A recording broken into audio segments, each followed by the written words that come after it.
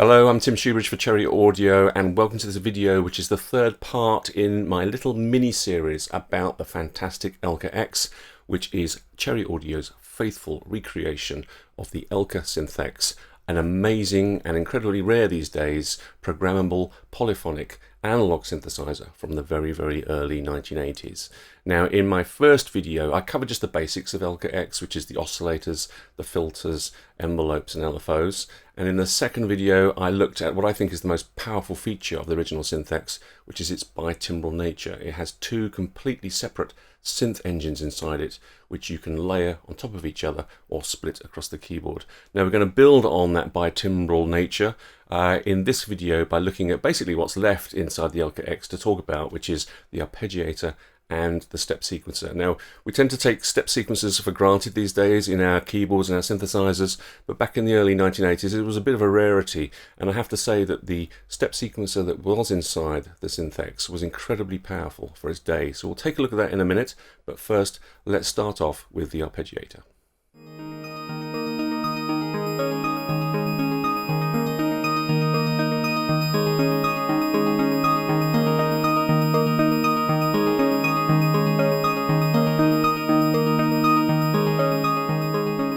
Okay, so here is the arpeggiator section. Well, it's called arpeggio, Italian word. It just occurred to me the other day, actually, arpeggiator. It's not a real word, is it? It's not in an official dictionary, but never mind, I'm digressing. The arpeggiator, the arpeggio section of the Elka-X, it's very straightforward, very simple, which is good. What I'm doing here is I've got a factory preset, actually. It's called Snowflakes. It's a wonderful preset. I kind of stripped it down a little bit for this particular demonstration. And it sounds like this.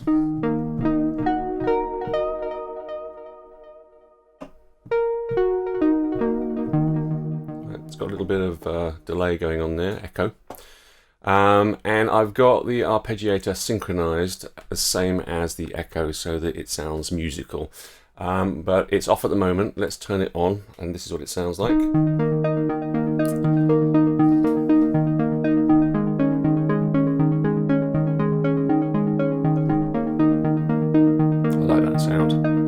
So we've got all the normal things you'd expect with an arpeggiator. We can play up, we can play down, we can play up and down, and we've got a random option as well. And as well as those ways of playing a pattern, we have got the octave range, which is over here on the right hand side. So at the moment it's just one octave.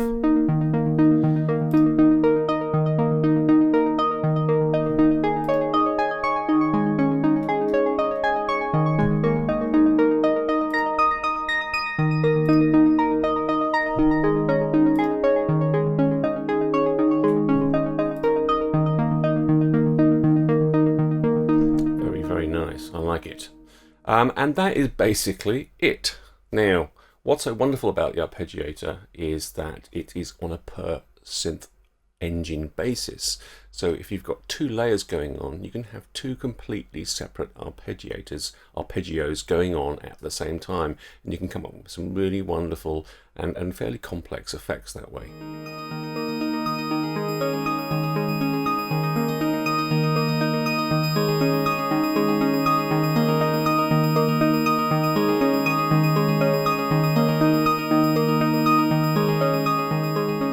Okay, so here's a quick example of playing two arpeggios in different layers on top of each other and seeing what it sounds like. So this is the patch that I had before, which we're familiar with now. What I'm going to do is I'm going to switch to double, which means we're going to go with two synth engines layered on top of each other. And I'm going to solo the lower layer, and it sounds like this when I turn it up.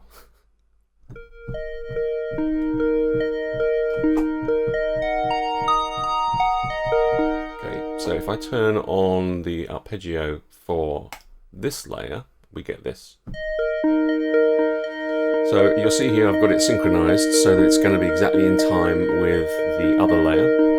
And I'm going to bring in the volume of this layer slowly as I play. So we'll start off by just hearing the upper layer. As I bring in the lower.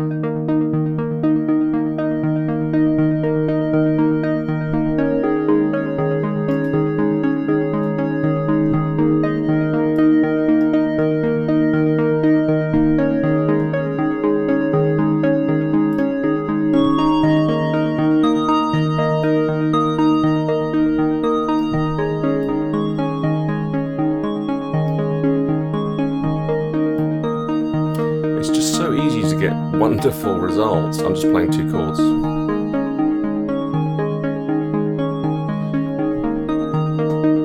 Let's muck about with the speed.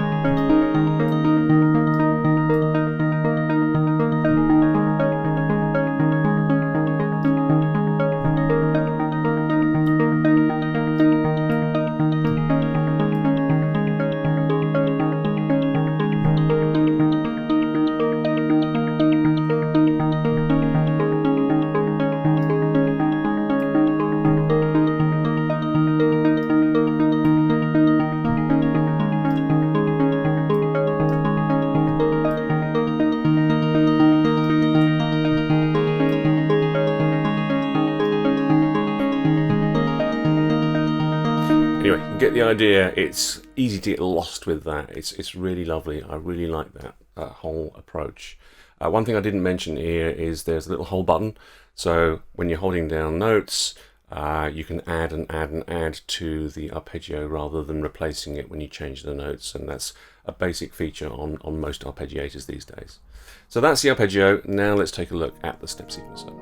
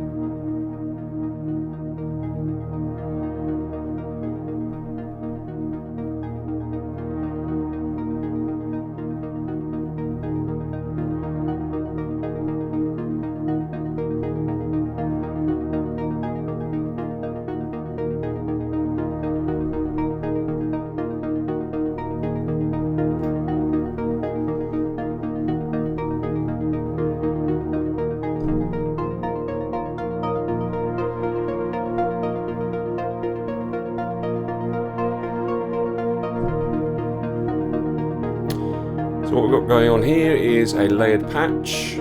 We started off with just a really nice sort of pad sound. It's actually using chord memory, so you can just play some keys, it'll remember that chord, and then you just have to hold down one key to play the chord, which is fantastic.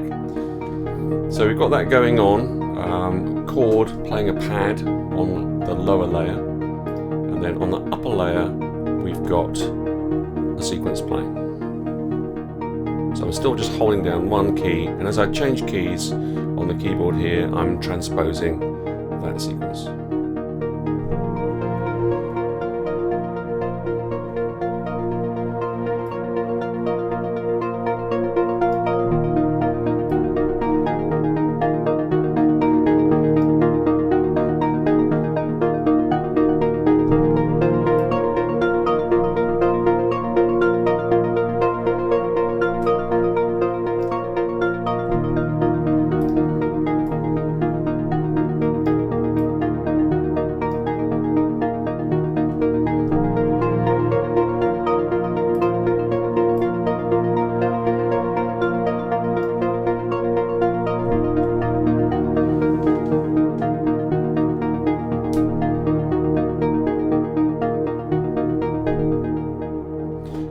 So let's just solo that upper layer so that we can listen to the sequencer and see what's going on.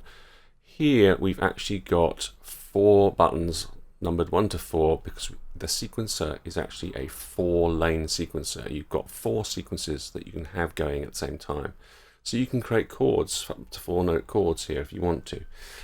We can isolate these tracks by just turning off the buttons. So here we're just listening to number 1.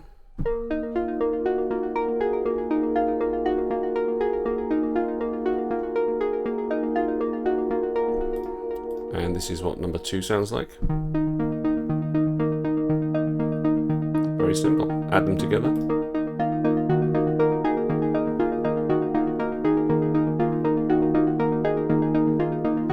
Now, unlike the arpeggio section, which can play on both layers at the same time, the sequencer can't. That would be way too complex to be able to implement in the Synthex. So we've got a control here as to whether the sequence plays the upper layer or the lower layer. So that is the limitation with the sequencer. It only plays on one of the layers at a time. But as I said before, we've got 4 tracks, 4 lanes to this sequencer. Let's have a look at how you edit it.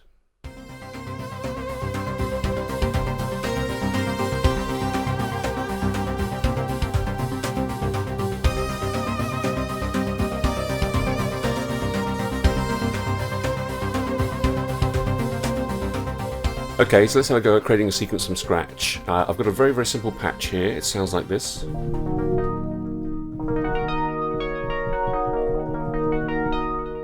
Nice, gentle, little plucky sound.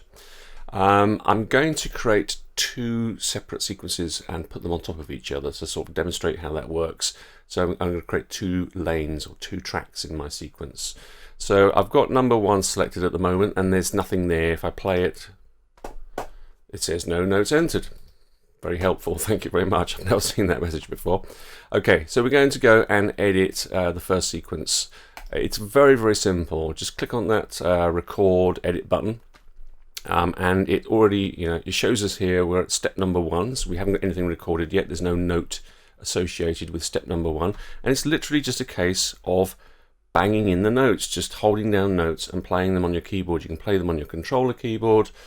You could play them here with the little virtual keyboard that we've got inside the Elka-X itself, or you could feed it MIDI data from a sequencer, so you could record a sequence from somewhere else into it. You can do any of those things. It's really, really simple. So let me just come out of record mode just a second. So the idea I've got for this first sequence is something like this.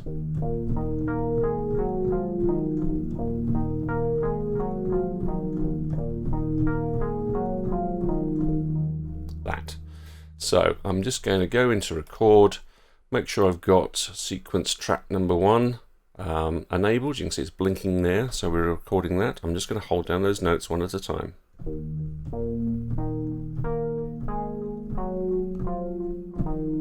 There we go, 8 notes in total. So if we come out of record mode and play it, there you go. So I've got the sequencer synced to clock. Because I've got an effect going on, a bit of delay, so I've got that sort of like sounding nice together. And you'll see here we've got it looped.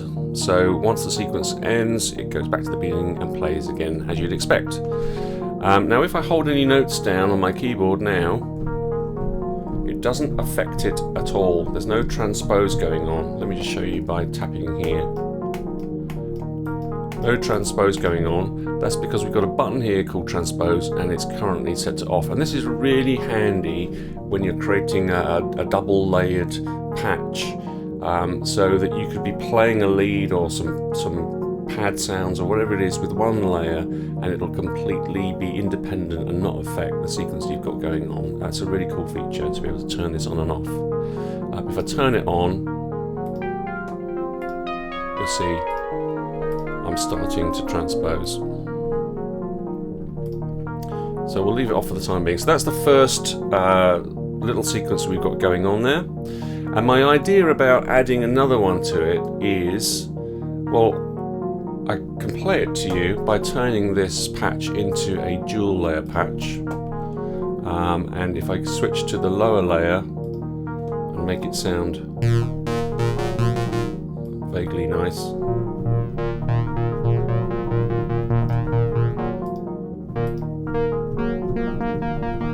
So now I can just play over the top with the other layer. So the idea I've got for that is, no, the idea I had for it is,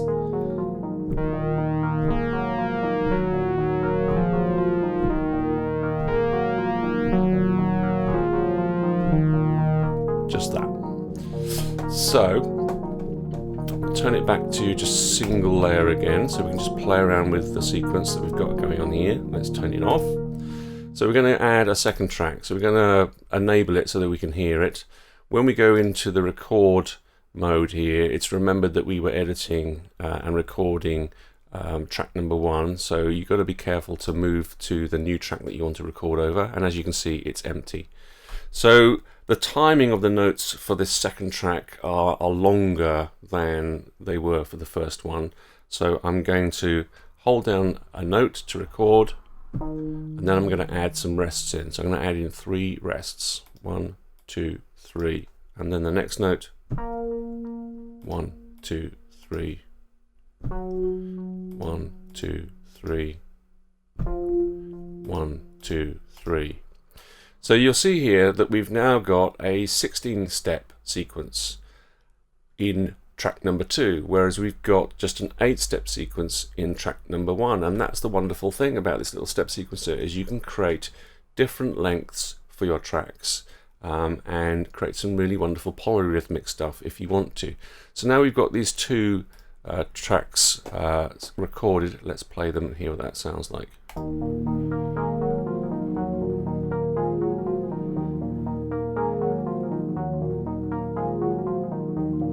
So Cherry Audio have provided a lot of features here with the step sequencer to make it more usable. The original Synthex step sequencer was a little bit difficult to use. It was quite basic from the point of view of what you could do with the controls on the front panel. But here we've got a lot more capabilities, and what Cherry Audio have provided here is a utilities menu. You can do all sorts of stuff here. You can just clear the whole sequence out, you can import it and export it. And with each of the individual sort of sequence lanes, you can transpose up and down, you can copy from one lane to another, or move the sequence from one lane to another, or just clear a single sequence. So you've got an awful lot of control over the sequencer with this little menu here. So what I'm going to do with that second sequence is actually transpose it up by an octave. Like that.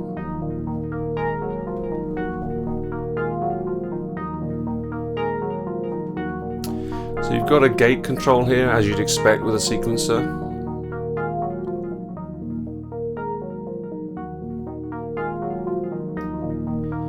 Which is going to obviously affect the length of how long each note is held down as the sequence is played out.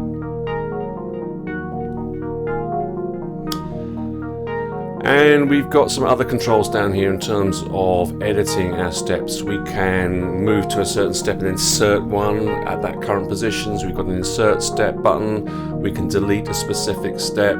We can add a step to the end of the sequence. So we've got an awful lot of control over each of those sequence tracks. It's a really, really powerful little step sequencer for creating wonderful little rhythms. And as I said before, you can then add those to a 2-layered patch, so you can be playing some chords over the top of that. Let's have a go at that now. So we'll switch back to being a layered patch. I'll go so I can edit the lower layer. And let's just play a chord.